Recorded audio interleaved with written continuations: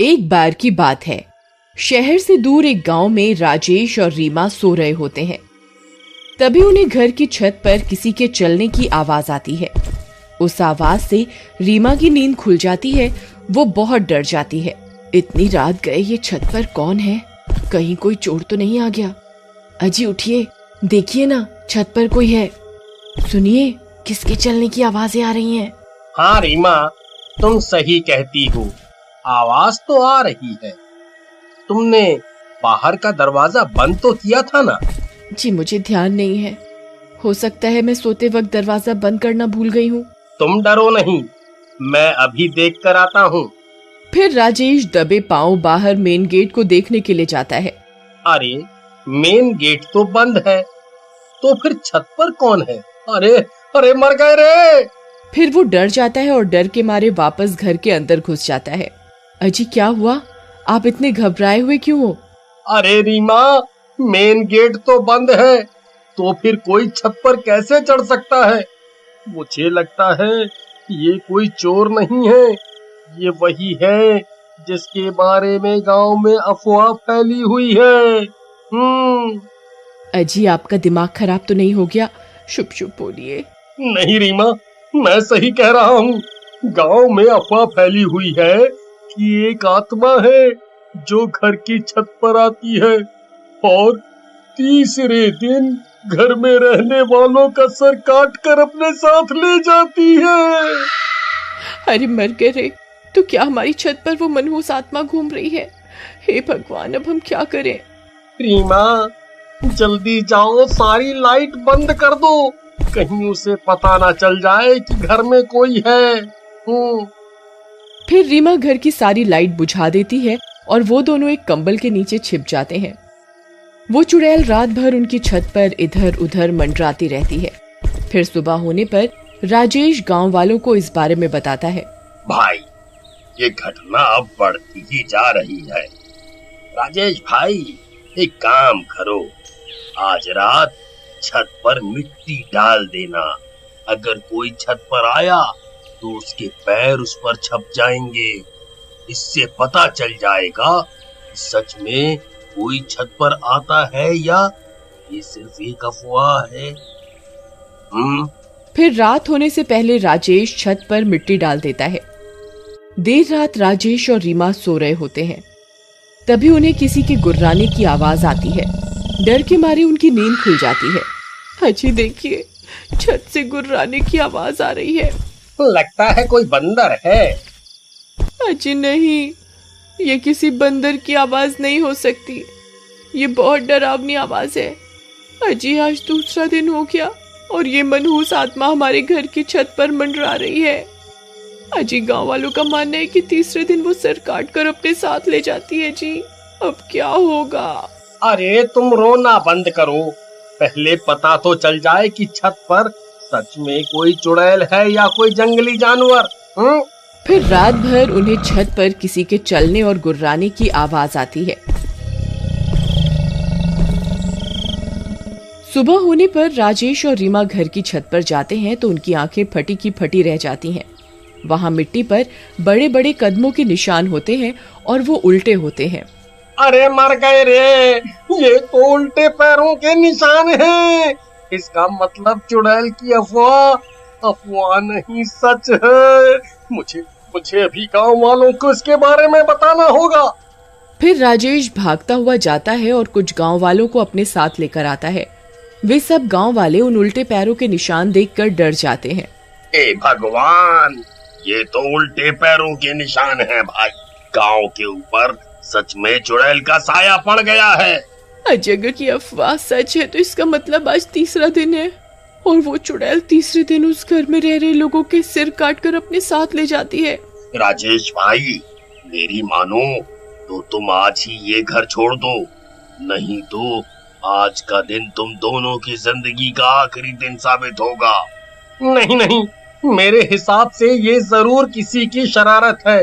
मुझे लगता है कोई हमसे हमारा घर खाली करवाना चाहता है ताकि हम डर के मारे इस घर को औने पौने दामों में बेचकर चले जाएं। अजी आपका दिमाग खराब हो गया है। अगर सच में चुड़ैल हुई तो आज वो हमारे सिर काट कर अपने साथ ले जाएगी। तुम घबराओ नहीं, मेरे पास एक तरकीब है। गांव वालों, आज रात को तुम मेरे घर के आसपास ही रहना। फिर रात होने पर वे दोनों सो रहे होते हैं। तभी आधी रात होने पर उनकी छत पर कोई दस्तक देता है। कदमों की आवाज से उन दोनों की नींद खुल जाती है। अजी मर गए, आज तीसरा दिन है, आज हम नहीं बचेंगे जी। आज वो हमारी गर्दन काट कर अपने साथ लेकर ही जाएगी। गांव वालों ने कहा भी था घर खाली कर दो, लेकिन आपने उनकी एक न सुनी। लो आ गई चुड़ैल, अब क्या करोगे? तभी उस चुड़ैल के कदमों की आवाज तेज हो जाती है। अजी लगता है कोई सीढ़ियां उतर रहा है। ये आवाज सीढ़ियों की तरफ से आ रही है। कुछ कीजिए ना, क्या है आपकी तरकीब? अजी रुको रुको, रोना बंद करो, आवाज मत करो, नहीं तो उसे पता चल जाएगा कि हम यहाँ हैं। फिर राजेश दूसरे कमरे में जाता है और वहां से 2 पुतले उठाकर लाता है और उन्हें बेड पर लिटा देता है और उनके ऊपर चादर डाल देता है और सारी लाइट बंद कर देता है। चलो रीमा, अब हमें छुपना होगा, चलो जल्दी करो। फिर वे दोनों उसी बेड के नीचे छिप जाते हैं। तभी दरवाजे पर दस्तक होती है।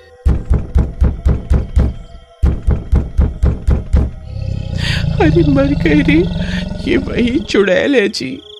चुप रहो, आवाज मत करो, हो सकता है वो दरवाजा ना खुलने पर चली जाए। फिर कुछ देर दरवाजा खटकता रहता है और जोर की आवाज आती है और दरवाजा टूट जाता है।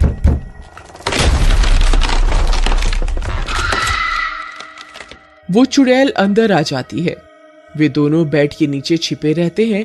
तभी उन्हें चुड़ैल के पैर दिखाई देते हैं। वो उल्टे होते हैं। ये देखकर उन दोनों की सांस अटक जाती है। हे भगवान, अब हमारा क्या होगा? अरे मर गए रे।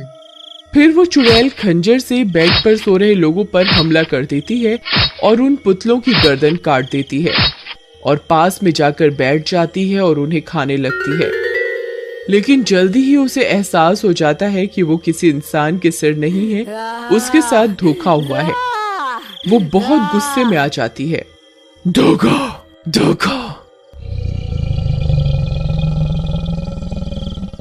मेरे साथ धोखा करते हो इंसानों, ये तुमने ठीक नहीं किया। मैं तुम्हारी खुशबू सूंघ सकती हूँ, मुझे पता है तुम यहीं कहीं हो। आई मम्मी, अब हम नहीं बचेंगे। अरे मर गए रे, अब क्या करें रीमा? अजी ये आपकी तरकीब थी, अब आप ही बताओ क्या करना है। अब तो एक ही तरकीब है। जल्दी बताइए क्या। भागो, जितनी जोर से भाग सकते हो भागो। इतना बोलकर राजेश वहां से भाग जाता है। तभी उस चुड़ैल की नजर उन पर पड़ती है। अरे नास मिटे, रुक जा, मुझे यहाँ अकेला छोड़कर कहाँ भाग रहा है। फिर रीमा भी उसके पीछे पीछे घर से निकलकर भाग जाती है और वो लोग घर का मेन दरवाजा बाहर से बंद कर देते हैं। अरे गांव वालों, जल्दी आओ, हमें तुम्हारी जरूरत है। तभी सब गांव वाले भी हाथों में मशाल लेकर वहां पहुंच जाते हैं। चुड़ैल खिड़की से सब कुछ देख रही होती है। भाई, चुड़ैल घर के अंदर ही है, हमें कुछ करना होगा। अगर वो बाहर आ गई तो अनर्थ हो जाएगा। खिड़की पर चुड़ैल को देखकर सबकी आंखें फटी की फटी रह जाती हैं। तभी वो चुड़ैल खिड़की पर लगी लोहे की रॉड को तोड़ने लगती है। भाई, इस चुड़ैल को रोकने का एक ही रास्ता है, हमें इस घर को आग के हवाले करना होगा, नहीं तो ये चुड़ैल किसी भी वक्त खिड़की तोड़कर बाहर आ जाएगी। फिर सब गांव वाले मिलकर घर को आग के हवाले कर देते हैं।